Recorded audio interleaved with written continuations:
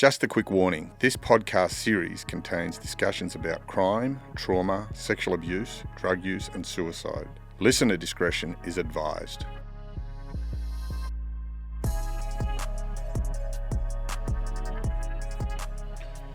Bernie Shakeshaft is the founder of the BackTrack program. I recently went up to Armidale and seen the BackTrack program, and this guy is the leading authority, and he is the way to change the problem we have with youth crime.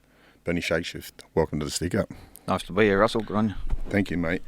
Mate, let's talk about this program now. I was blown away, and me and my girl, we had a bit of a look at the documentary about it, and she started crying. She was just, and they were tears of joy. Like, that's how touching and how effective your program is. How did it all come about? Tell us a bit about your background. Where did it all kick off for you? Oh, look, bit of a wild kid at school, you know. Yeah. Came from a really loving family, but if I was going into school now, I guarantee they would go dyslexic, ADHD, opposition behavioural defiance disorder. I'd go on all those rides, you know. Yeah. So school was a pretty traumatic sort of place for me. Couldn't read and write properly, so I learnt better to be the class clown or the idiot than the dumb kid. So, look, struggled along, sampled a few schools. I kind of grew up in Armidale. I did my primary school years there, and then finished my high school off in Sydney, but the Sydney thing was just never going to work out for a kid that was used to running around the paddocks, a bit like letting a feral cat out of a potato sack, you know. Yeah. You see a lot of you in the kids that you work with today? Yeah, look, I can empathise that stuff, you know. Yeah. Look, my background's nowhere near as tough as some of the kids that we're working with, but it's the same stuff, man. If you're not accepted in society and you don't feel good at something and you just don't have the right people in your life, stuff gets really hard. And then, you know, the kids that we're working with come from 10 times worse sort of experience, but I can empathise with that stuff, you know. They talk about 1 in 4 kids now in a first world country, Australia, don't go to school. That's a quarter of the kids right across this beautiful country not going to school. Where do we think that's going to end up, you know? Usually in trouble. A lot of your program's based on interaction with animals. Yeah. Is that where the love of animals was sort of... No, that came with me, man. I've always been dragging home busted pigeons and stray dogs and whatever. It's just a part of me, but the animals thing is it's pretty special with kids. Yeah. Tell us about, like, how did you sort of say, okay, I can do something with these kids? You were involved in a program up in an NT, were you? Yeah, so I worked on stations up in the NT, spent a lot of time in remote communities, kicking around with the countrymen. That was where my education started, you know. I'm hanging around with old fellas and going... A lot of knowledge there, eh? Just blows my head off. Yeah. So then I had about 7 or 8 years with Parks and Wildlife as a dingo trapper. But them old men in Tennant Creek, the Warramunga mob, they taught me about wild dogs, you know, out in the bush with them. It was just, it was a pretty bizarre kind of thing, you know, but they taught me about stuff you can't read in a textbook or learn at university. I was in jail out there. I was in jail in Alice Springs, and my old fellas, mate, are just pillars of knowledge. Yeah.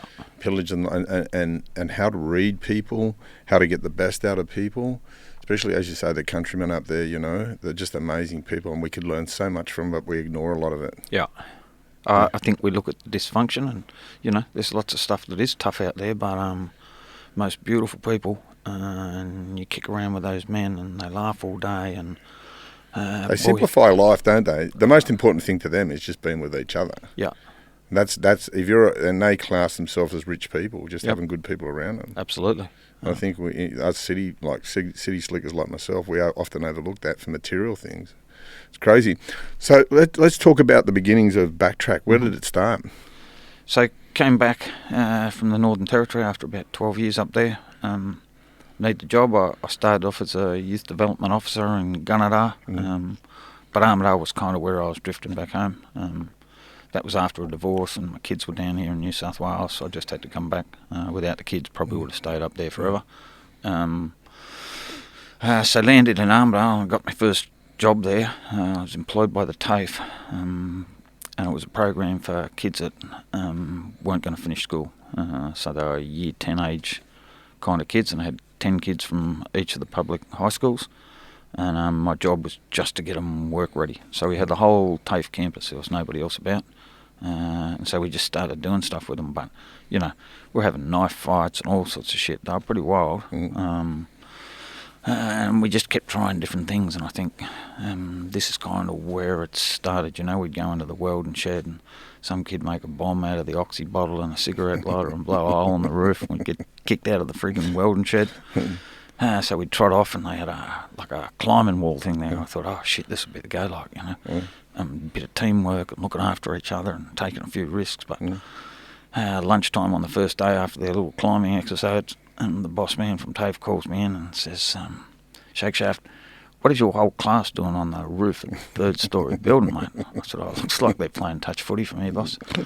Anyway, we got kicked out of the climbing thing, so I thought, oh, shit, we'll do some art stuff, something with their hands, and about smoko time, highway patrol car pulls into the drive with the biggest wedge of clay right in the middle of his windscreen, so we got kicked out of the art thing.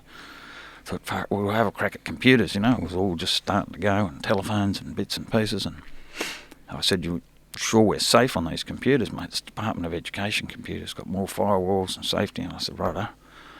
Boy, by the end of the afternoon, those kids had downloaded enough inappropriate material to start a state inquiry. So we got kicked out of the computer stuff, and I'm thinking, I'm just looking for the hook that catches these kids' attentions, that just settles them for a minute, and had a mob of these working dogs at home, feral pups that hadn't been handled much or anything, and I had this mob of feral kids.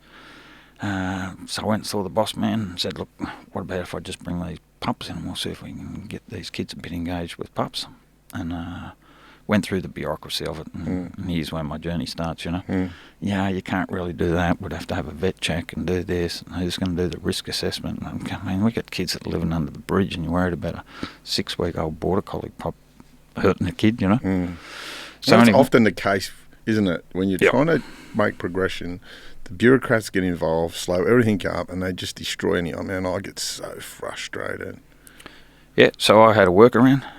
Whatever, I just brought them in the next morning anyway and tipped them out on the lawn there at TAFE. And while I was in getting another tune-up from the boss about bringing the dogs in, it was the first time I saw these wild, busted kids sitting with these tiny little pups, and it was soft, and it was gentle, and it was respectful, and I went, there it is, bang, right there. So I quit that job and said, here's the frustrating part, Those kids, we had 20 of them supposed to get them work ready. One had died from suicide, another one had gone to jail, and the other 18, there wouldn't be a business on the planet that would have employed them, they just weren't ready. But we'd stopped the knife fights, and they were showing up, and we could get some real human sort of interaction going with those kids. And here's the system, now we're supposed to chuck them out. The job's not finished. Why start a job and not finish it? So we're supposed to kick them out and start with another 20. Didn't seem right to me, ethically or morally going, we got so far with them, we just need a little bit longer with them. So by chance I was cracking the shits with it, going, I don't know what I'm going to do next, but we can't leave them kids. And I was at this Christmas party with this guy, and we're having a few beers, and get to talking about it, and probably had the cranks at that stage, and said, all we need to sort this shit out is a shed, So a couple of weeks later, I get this phone call from this random guy, and he says, do you remember talking to me at that barbecue thing? I said, oh, a bit scratchy on the details there, buddy. But he said, oh, well, I'm Kevin Japan, I'm the CEO of Regional Australia Bank. He said, I want you to meet me at this address. So I go down to this little spot, and some busted old shed down on the edge of town. Is that where your compound is now? Yeah. Yep. Wow. So I pull up there, and there's Kev, and he's got the mayor and the local member, and he throws me this set of keys and says, well, there's the shed, go and fix this shit. So that's where we started. Wow. Look at what you built now. Like, you got a pretty, I was up there, I can be a testament to it. Like, what you've got there, what you've built is amazing. But I just want to go back and let's talk about, because you touch my heart. When a kid comes into your program, you'd said, we let the dogs go. Yep. Can you tell us the process about that? Yeah, look, the animals are beautiful. If you ask the kids what it is about the dogs, and we keep about 30 working dogs, first thing they always say is, like, the dog doesn't judge her. you know. Doesn't care what colour your skin is. The dog don't know if you can read or write. Read or write, whether you've been to jail, doesn't give a shit. So we get to start with this point, going, you know what, the way you treat that dog is how that dog will respond to you. So we can start with this clean slate. It's pretty interesting when you watch it, because we know all the dogs, and they're like people, man. They've all got different personalities, and the right dog will pick that kid out, you know. If it's a sad dog that likes to stay alone, it'll be the sad kid that likes to stay alone a little bit, you know. The dog that never shuts up, be the kid that never shuts up. They all come in on mute while they're working out what's going on here. So you let all the dogs go when the kid comes in, yeah? Yeah. The right dog just drifts up to the kids, and they'll just hang around with them, you know. And that can change over time or whatever, but they're just in every aspect of what we do now. It's how we get the crime rates down, was with those damn dogs. There's only 2 local government areas in New South Wales with long-term juvenile crime stats going down, and Armidale is down nearly 50%. Like, it's ridiculously sliding, where everything else is going up. How do we do that? You know, the national stats will tell you that 20% of the kids will do 80% of the damage. So you start concentrating on those 20% of the kids, and I'm telling you, we have that 20%. You concentrate on those 20% of the kids and do something that catches their attention and is interesting and they're getting some kind of learning out of. But you do it at times of high risk. So when the kids are out on the piss and drugging and whatever else goes on a Friday and Saturday night is where most of the damage is done. So we take the kids and travel in this working dog high jump events. They're at all because I tried contacting you on Saturday and you're away doing the dog stuff. I wanted to catch up with you on Saturday and you're away doing some events with the dogs. So that's what we do. And we've never had a spare seat. Kids love those dogs. And the working dog high jump events are pretty big. You know, we've had a world record and won 2 Australian titles with the kids. So it's doing a few things. A, it's getting them out of town at times of high risk. And B, they're getting this connection with this animal that isn't judging them. But the community get to see these kids in a different light. Because normally they're the kids running around on the street at night and causing trouble. Here they see them at the show, you know.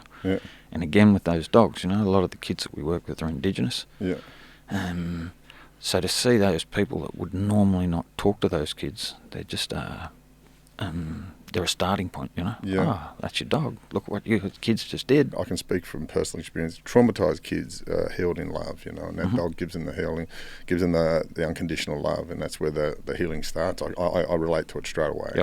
That dog's offering that kid that's void of love, unconditional love, and that's where that kid's heal. I think that's when the healing journey starts. That intergenerational trauma that, you know, because they don't come from, not many of them come from very functional families. No. So it's a big job of yours too, sort of educating the parents, isn't it?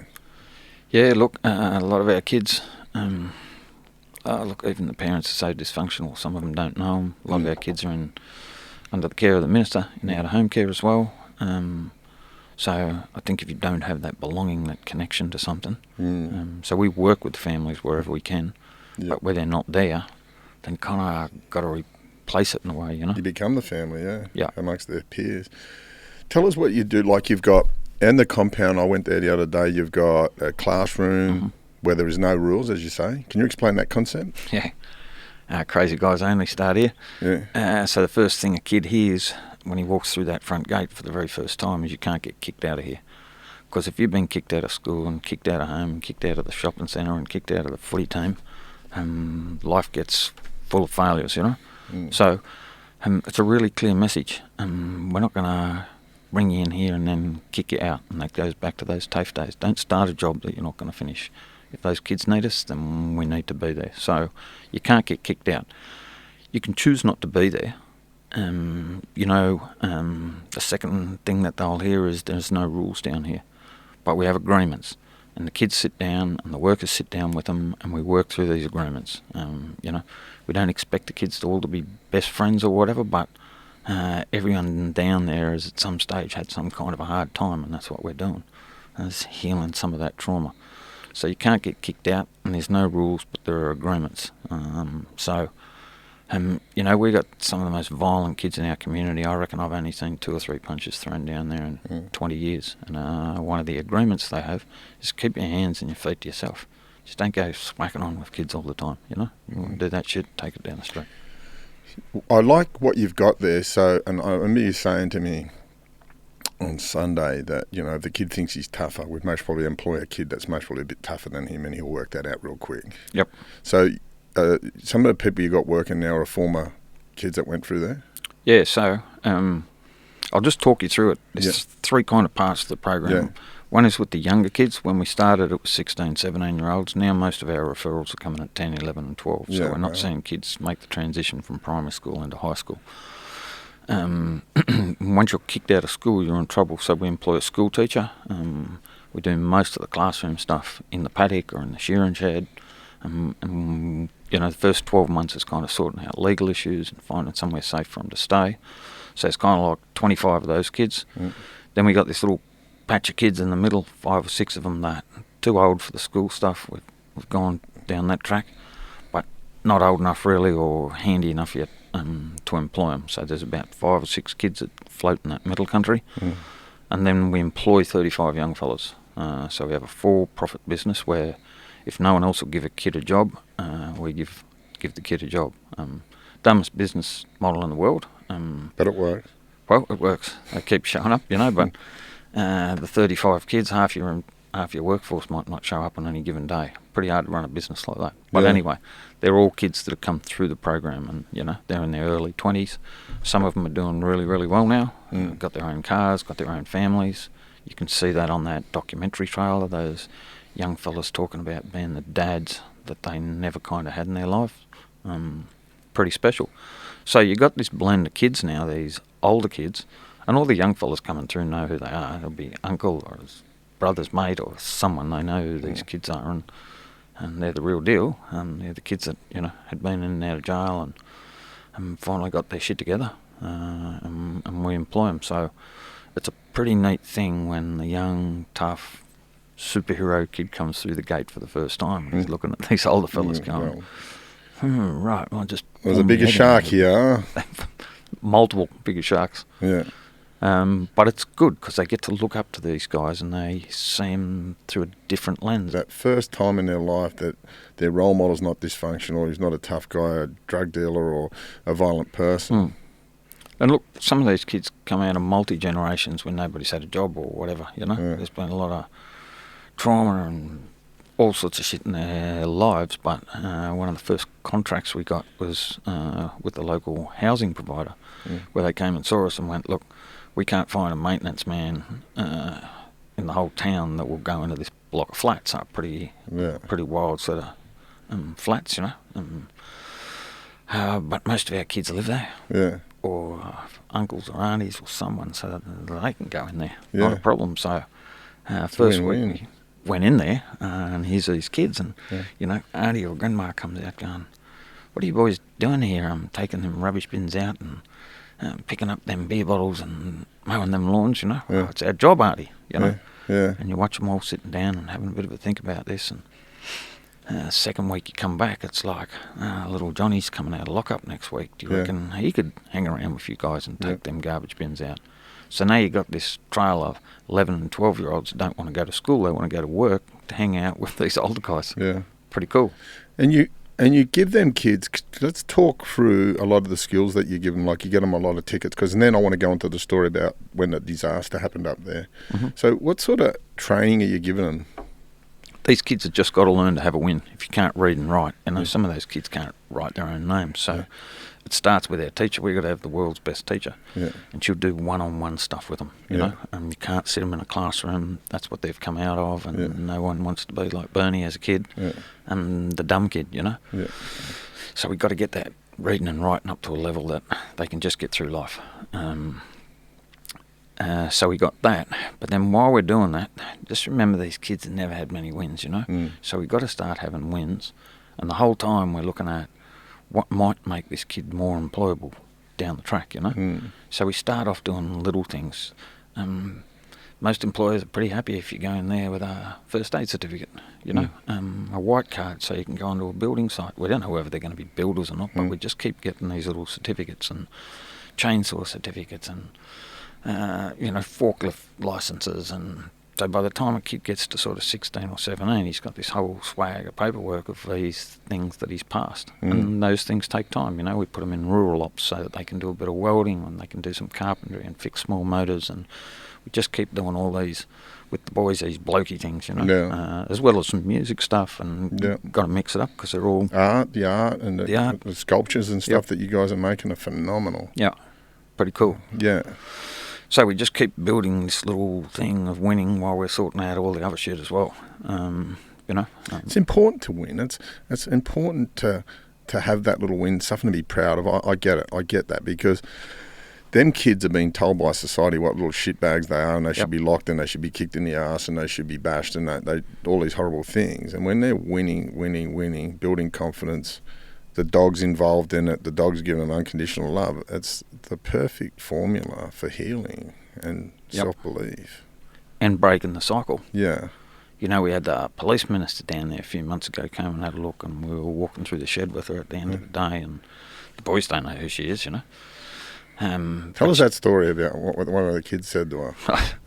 Yeah, so we're walking around and she's asking the kids questions, and they're really good, you know. They'll look you in the eye and talk to you about what they're doing, and she was asking some pretty intelligent questions, and then she sort of said, like, so we were there with 3 or 4 older Indigenous boys that are all boys through the program and are working there now and got their own families, and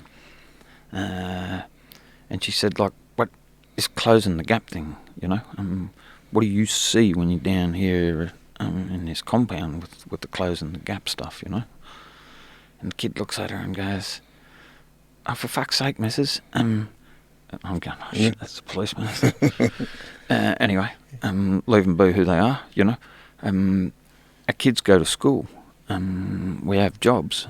We've learnt to read and write down here.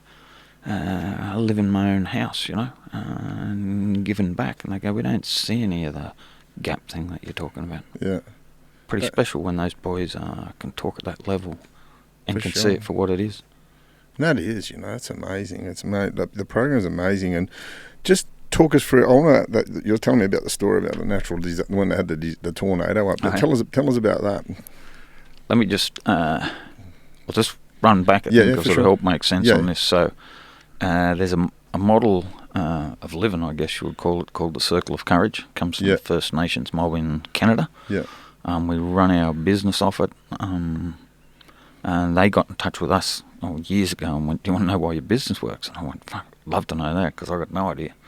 They said, when you get these 4 things in balance, whether it's your personal life, whether it's your business, or whether it's your whole community, you get these 4 things in balance, everything will be going well. The first one is belonging, connection. You must feel part of something. Validation, yes. Yep. The second one is mastery, learning. Yeah. It doesn't matter whether it's a university degree or how to do your shoelace up, as long as you're learning something. Yeah. Next one is independence, having a say in your life. That's why we go, there's not a magistrate or a parent can make a kid come down there. You choose to come down or you choose not to. The kids call that one independence, owning your own shit, being responsible for your actions. And the last one is generosity. You must be doing something for somebody else. So it's a big part of our business, and every time there's a natural disaster or something, all our kids, we put them through RFS training, for example, you know. We go and help with the cleaning up after droughts or cleaning up after bushfires or fighting the bushfires. Good sport for young men and good again for the community to be seeing the good stuff that is in these kids as well. So we had this tornado a couple of years ago rip through Armidale. It was about 40 kilometres long. It started out of town, went right through the middle of town. And it was fair income, like chucking cars around and roofs off houses. It was every power line was down. It was a big, big mess. Millions upon millions of dollars worth of damage. So our boys get a phone call like at 5 o'clock in the morning. I didn't even know we'd had it. And they said, you know, their nan's house had the roof ripped off it, trees down everywhere. Could we go and help? And I said, of course you can, you know. So by the time I got into town, the boys had been down, got chainsaws and trucks and bobcats, and they were up on site and ripping in, chopping these trees down on the road. And the boss man from the disaster recovery thing showed up and went, stop, down tools, you know. And this is a work zone, it's a building site, if you like, and you can't just come in here, it's a disaster zone, you know. You have to have tickets to do all this sort of stuff. You just can't come in and start goofing around with chainsaws. And thank God the supervisor that was with him had taken a big pile of wedge of paperwork and had it on the front, on the dashboard of the truck, and he said, "Boys, down tools, come over here." Well, this guy was there, the big boss man, and he said, "Show of hands, who here's got a chainsaw certificate?" Every hand goes up, and they're all wearing their PPE gear and everything, it's all safe. And who's got the skid steer ticket, most of the boys have got their hands up for the guy driving the bobcat and filling up the thing. On and on it went. Has anyone here got a white card? Every hand goes up. And the poor old fellow was just standing there shaking his head going, well, I guess back to work. So the boys getting back into it, and we finished that section and said, well, we'll duck around the corner here and start in this street if you like. And the guy said, well, no, you can't do that. We haven't got any more stop and go guys. They're on every street and every corner. And again, the supervisor called the boys in and went, show of hands, boys, who's got a traffic control ticket? Half the hands go up. How do you want us to put in an extra set of traffic controllers, So back they go to the shed and bring all the traffic control gear up. Now we've got another street opened up.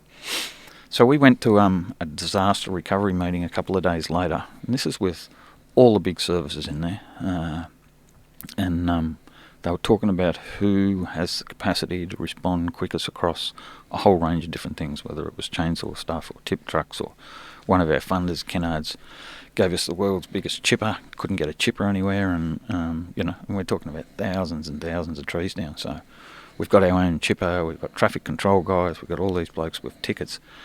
BackTrack sat on the very top of that board as the fastest responders in half a dozen different categories for about a whole week. How good. Pretty special moment, It's special for them kids to see that, to be a part of that, and that gives them a sense of belonging and the joy they get from doing good. I think, I know for myself, I was always, amongst your peer group, the negative peer group, you praise for the bad you do. Yeah.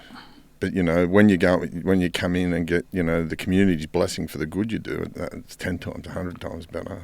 And I think it unintended consequences as well, The cops were at all those meetings, and cops and our kids traditionally come from different walks of life. Yeah. But the cops are seeing these kids, and then the council's seeing these kids, and the RFS is seeing these kids, and the SES, and as well as the community. Yeah. Everyone's starting to see the good in this, and over time, that starts to snowball. We have probably the best relationship now with the cops of any of our programs or any other town that I go into. Yeah. When we first started, we were just loggerheads with the cops all the time. They're going, oh, great, here we got every bloody criminal in Armidale's all here in one compound, Yeah. And the cops would pull in there in the early days and the kids would be poof, over the fence, gone. Yeah. Now, we got coppers that come down and take kids on driving lessons, helping them get their 120 hours up. They come down once a fortnight. The kids make them coffee while we're teaching the kids the barista skills and bits and pieces. It's all this mastery, the learning part, that also goes with the generosity and just the language that's changed with the kids and the police now. It's really, really interesting. We had a big car wash thing down there just before the Christmas holidays. It's the kids would try and teach social enterprise wherever we can with them. Yeah. So they're doing this car wash thing. Well, the highway patrol car's coming in there, and the kids are washing his car while he has a coffee and stands around chatting with the kids. That shit starts to break down on the street then. They have more empathy for where the kids are coming from and have a little bit of understanding, and it works both ways. For those young fellas to be here and the older boys go, you know what? He's not bad, that fella. He's just gone doing a job or whatever. But here he is helping me out in his own time with his own motor car. Those little things make all the difference. When the magistrates just drop into the shed and say hello and how's it going and what did you think about that this morning, and when's your dad getting out, and what is it? It's about relationships then, and that sense of belonging and people pulling together. And cuts these kids an enormous amount of slack. I don't know. I can't imagine that there's a magistrate in the world that gets a really good feeling about sending a 10-year-old kid to a juvenile detention facility. If there are alternatives, bet they would take those alternatives every time. And if it works, even better. The to keep one juvenile in detention now, I think the latest numbers that came out of Victoria, $1 million a year. $1 million a year to put one kid in juvenile detention, and you'll know the stats better than anyone. Once they go in, the likelihood of them going back in again is over and over and over. So I think we've got an 79% recidivism rate in Australia. That's it. Crazy. So if we know that's going to happen, and we know that there are solutions, why the hell are we not taking those solutions? That's the whole thing with your program. I walked away and I said, if that program was available to me as a 16-year-old, it would have worked for me. That's got everything that I was ever wanting. Like, with the benefit of hindsight, with the work I've done on myself, that's what I wanted. A sense of belonging. You know, I wanted to be loved unconditionally and that sort of stuff. And you've got it all.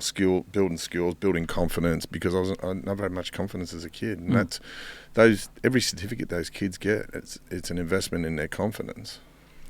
And the mentors, you know, I think if you talk to most people, once they've got out the other side, there's someone that you kind of look up to, you know, whether it's when you're young or older or whatever. Yeah. But if you've got good, solid people around you that you can talk to and have honest conversations, and we can talk about the difference between being a boy and a man, and how do you treat women, and we can talk about the heavy-duty stuff all the time.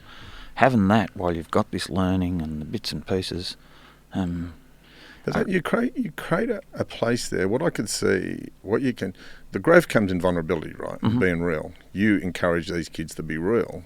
That's where the growth comes from. And what I can just see throughout your whole program, even the way you structure the classrooms and everything like that's them kids being at their vulnerable best. Yeah, look, you know, the beauty of our funding model will be something like $8 million this year. And less than 5% of that is government funding. When you think about what we're starting with, these are the 5 or 10% of kids that nobody else other services won't take, you know. Yeah. Then we have a 90% success rate of getting them into jobs or back into full-time education or training. Yeah. 90%. So these kids, when you look at that costs thing, we still have kids that get locked up. There's no question we're not perfect, but it's not the volume that we used to be going through. And we'll defy those 80% numbers of being locked back up, you know. There's only occasionally that 1s and 2s will go back in again, but it's a tiny percentage of the kids. The rest of them we're getting through. Let's talk about why wouldn't you take government funding? Look, we have had government funding before. The Gillard government was the first to give us untied government funds, and that's what I'm looking for, is untied. Can you explain what you mean untied? Righto. Funding in this country is siloed. It's one of the dumbest things I've seen. Yeah, so if you're in the education department, you just get money to teach kids to read and write. Yeah, but if that kid's going to court tomorrow morning or he's sleeping rough under the bridge, the education department don't tackle that. But if you don't tackle the mental health or living under the bridge or going to get locked up piece, that's the stuff that's in the kids' front of mind. Yeah. That's his boss. So we've got to get that shit cleaned up first. Then we look at mental health. You know, it's like, and everything has its place. I'm not here to be the negative Nelly, but if the counsellors come into town to just work on mental health, our kids don't go to those places. They're just not going to go there. You've got to go and see a GP and get a referral, and you've got to wait 3 months to get in to see a counsellor, and if you mess that up, well, then you're back out on the waiting list. It doesn't kind of work. But if you're just trying to tackle mental health by going to see a counsellor, we have to do this stuff in a holistic way, And while funding continues to be siloed, just in mental health, just in housing, just in... while that stuff continues to happen, you can't take this holistic approach. And we take the holistic approach. If a kid needs to be fed, we feed them. If they need a bed and somewhere safe to sleep, then we provide that. If they need to learn how to read and write, we provide that. If they don't have any clothing, we provide that. If they need a hand in court, we help that. But you can't just do that, this week we're just going to do it. Doesn't fall under that banner, so we can't help. That's it. Julia Gillard was an amazing woman. She changed my life. She brought in the Royal Commission Institutional Responses to Child Sexual Abuse. She had great insight, and I'm forever grateful to her. And the problem is with the government thing is the regulation that they bring with their funding. Yep. And I think, would it be fair to say, if you done it their way, it wouldn't work? I can guarantee it. You know, I did it their way for a lot of years, and that's why I went, look, this is stupid, and this is as crazy as I've seen anything. People know that it's not kind of working, yet we put billions of dollars into it. And I'm not saying nothing works, you know, there'll be bits and pieces that do work, but what about the kids that it isn't working for? What about the extraordinary waste of money? And because there's a lot of wasted money on it, and these people that are banging the drums that say lock them up and you know put them in adult jails, teach them a lesson or anything. I was that kid. I went to an adult jail at 16, going on 17 years old, and I spent 23 years. Deterrent sentencing doesn't work. Well, you're a living example of that, you know. We'll teach you a lesson, how to completely ruin your life for 23 years. I just don't understand Australia with this lock-up mentality, even at the age, you know. We're trying to raise the age of detention.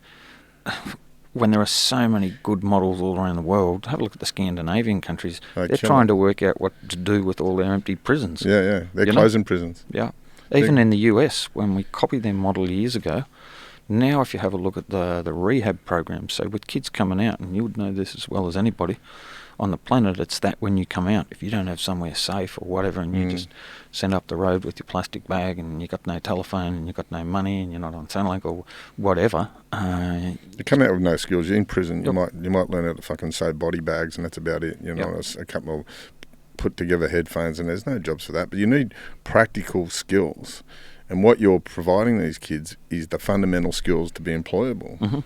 I think that's so important. It's so important. But along the way, the dogs and you know the campfires and the bonding and that teamwork together, you give them a sense of it's so healing your program. I know you know I don't realise you mostly do, but realise how healing your program is. And how touching your program is to others. I come away and I've been on social media and I've been talking it up so much. I'm so impressed with what you're doing. You know, the kids are involved in team sports. They've got sport's a big thing for the kids. Yep. Got our own touch footy team and basketball team. And I would have a run with them too. I would have a run. I haven't had a gun. I'll mostly rip my hamstrings off my fucking bones. But also, let's talk about the farm. Like you were donated a farm. So we've been going for 18 years, and then a guy I went to school with, for whatever reasons, you know, his mum passed away and the farm wasn't where he was going into the future. He came and saw me one afternoon and said, Bern, we're selling up the farm. I'm going to sell the cattle next week, and I'm going to donate all the profits of the cattle to BackTrack.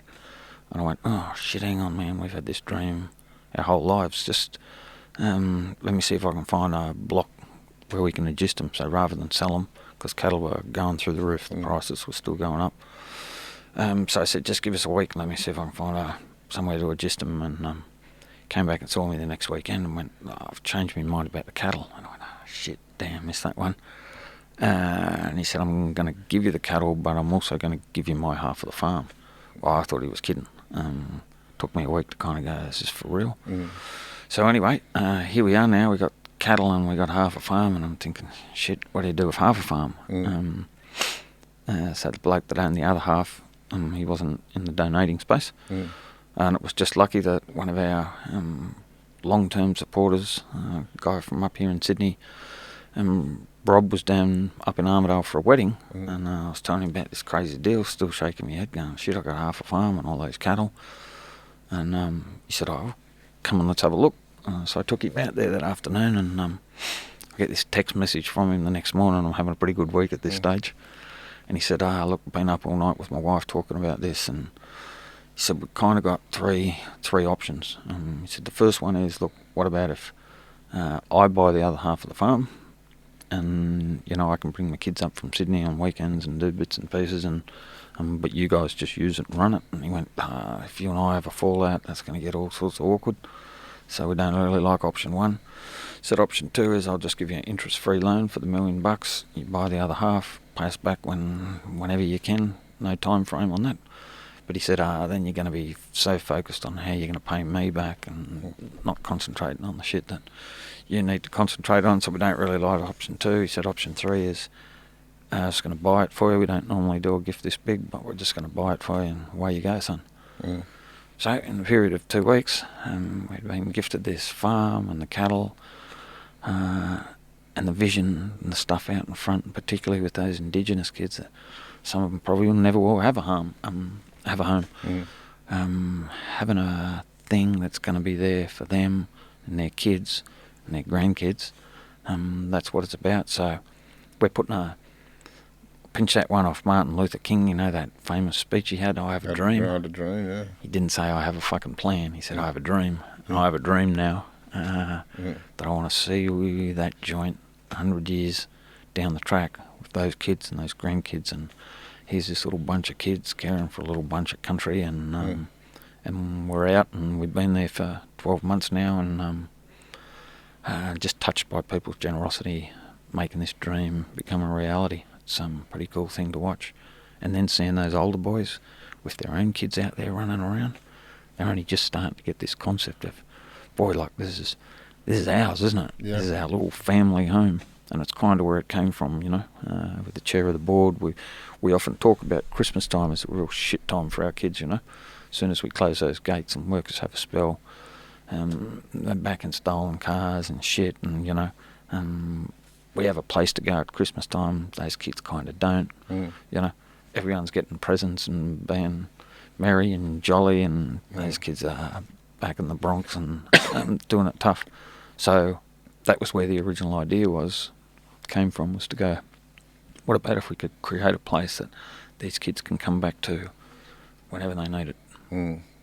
Amazing. As I said, I'm going to go up there in a couple of weeks. I really, all my social media supporters and that sort of thing, I really want everyone to get behind this.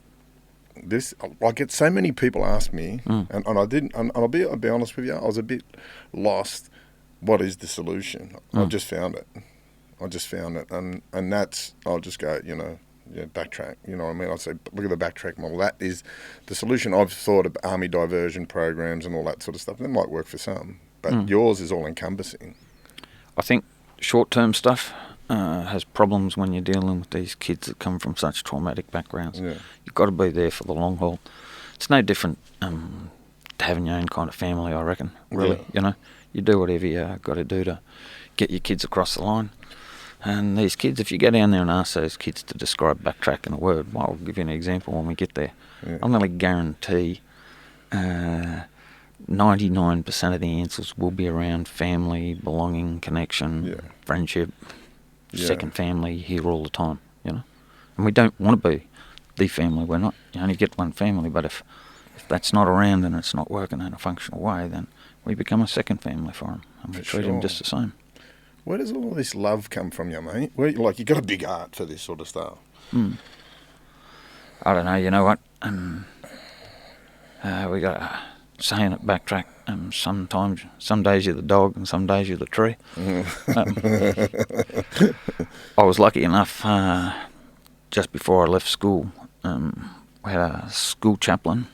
I think, in hindsight, this is probably where some of it comes from. I mean, my dad worked in the social welfare sector as well, so I always had stray kids coming around, and you know, understood that. Well, that was just grew up with that. You know, if somebody needs a hand, you give them a hand. So pretty lucky to have parents that were in that category. But the school chaplain went to a Catholic school. He used to take a handful of old boys and a handful of, usually it was a school prefect and that sort of stuff, but take them over to India. He'd worked for 30 odd years in India, in all sorts of missions and different spots, and somehow or other I ended up on this trip to India. I think 16 or 17, and I reckon at that time in my life, Russell, I was going like, things are pretty shit. Like, this is really hard. This growing up business and what you want to do, and no purpose, knowing purpose and making your own purpose and getting into more and more trouble, and you know, and I was skating on thin ice by some margin. Anyway, one of the things that happened there in India was the old boys went up north or whatever, and the young fellas we had to go and work in this hospital thing in Calcutta. And I hadn't been paying much attention at school or whatever, and this little nun came in to talk to us, and it's in India, and it's stinking hot, and it's noisy, and it's whatever. This lady came in, I just went, what? Who is this? Like, we talk about presence in our dogs, you know, it's one of the things we look for, or that one person that everyone stops and, so who the hell? So we sat and listened to this lady talk for an hour to us, and I was gobsmacked. I was almost in a trance going like, I'd never met somebody like that. It turns out I was the only one in the group that didn't know that was fucking Mother Teresa. Wow.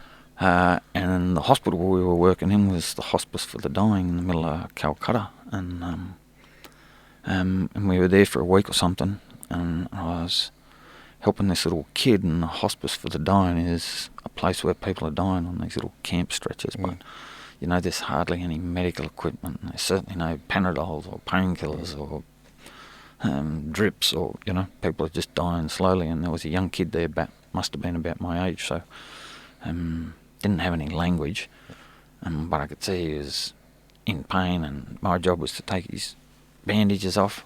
He had a leg infection, and the street kid, and the maggots had eaten all the flesh off his leg, and he was just dying slowly, and I had to take the bandages off and go and wash them and then put them back on, and I was holding that kid's hand when he passed away. I think the third morning I was there, and I went, you know what, not one whimper or complain or whinge or whatever, and I went, crikeys, you know, if you think you're doing it tough yourself, buddy, better just have a little shake of the head and Humbles your home. Humbles.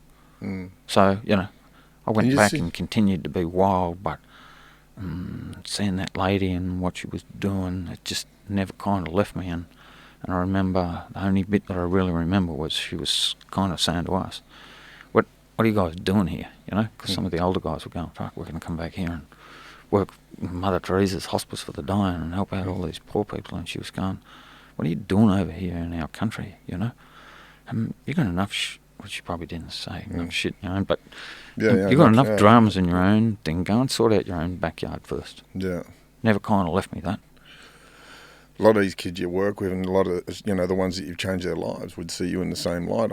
Your passion is, you know, is reflected in them kids' behaviour. That's what you're seeing, the results, and you're seeing in these kids change is your passion. And you can, then I can see it. I'd see these kids walking around, and I see, you know, they're carrying your passion for that program, and, you know, and that change, that self-belief and that healing. Healing's massive in kids that have suffered so much trauma, and I look and I see it. I see these coppers wanting to bash these kids, and especially, and I just go, they're walking the streets because home ain't a safe place. Yep, need to get that level of empathy with people to go, you know, certain kids aren't born bad. It's shit that happens to them, and if it's out of your control and that stuff happens, and where's the damn empathy to go, look, just see this for what it is, and let's try something different. It's a big, what you've also done, with their interactions with the police, because then police are indoctrinated. You know, it's intergenerational. They've got the old bad head cop coming through saying, this is how you treat them, that's how you train them.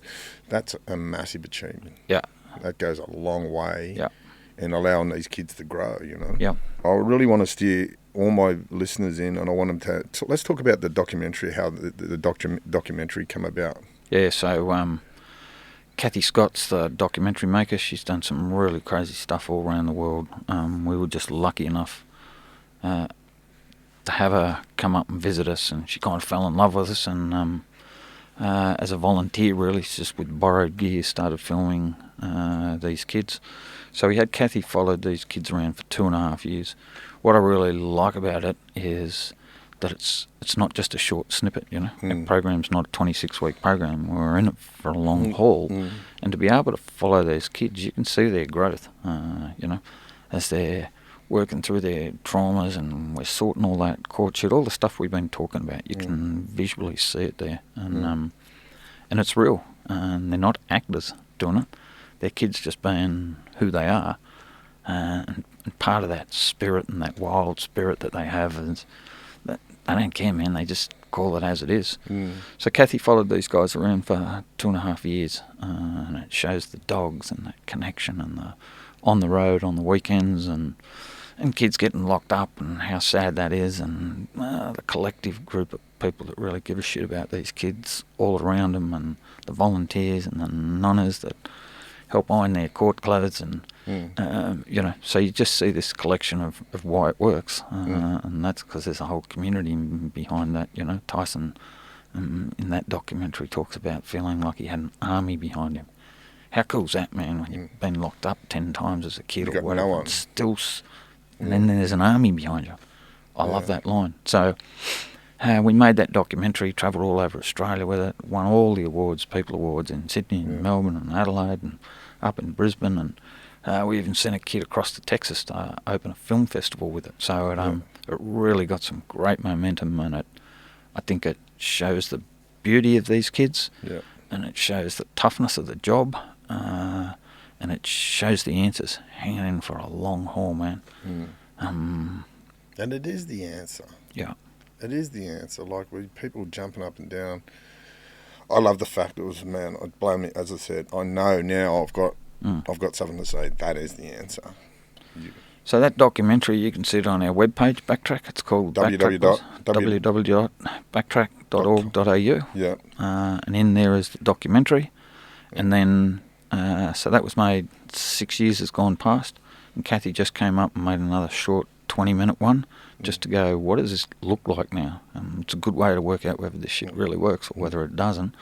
And just looked at what were we doing 6 years ago and where are we at now? Yeah. And that's with the farm and the 100-year dream. But, I think I like that update to the documentary even more than the doco itself, because I'm looking at 4 of those young men that are all dads, and I listen to this common denominator that talks about, my kid will never have to worry about not getting a feed. They will learn to read and write and go to school. And it's breaking that intergenerational curse. That's it. It's there. And there it is. There's the answer. How do we break it? We're going to be the men that we never had in our lives. Isn't that good? I'm going to finish on that. What a way to finish. Bernie Shakeshaft, thank you for being on the Stick On Man. Thanks for having us.